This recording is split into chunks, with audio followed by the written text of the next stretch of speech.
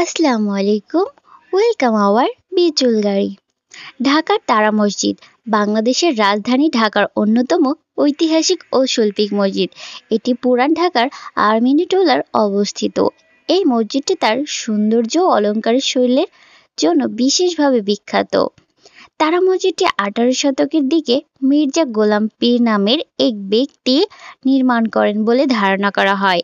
পরবর্তীতে 1920 থেকে 1940 সালের মধ্যে মোহাম্মদ আলী জান নামের একজন ধনী ব্যবসায়ী এটি সংস্কার করেন।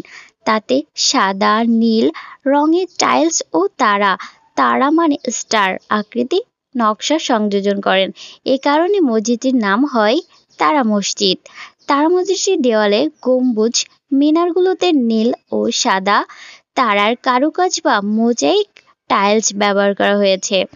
সূর্যের আলোতে বা রাতের আলো পড়লে এই তারাগুলো ঝিকিমিকি করে, যেন আকাশে তারা নেমে এসেছে মসজিদের গায়ে।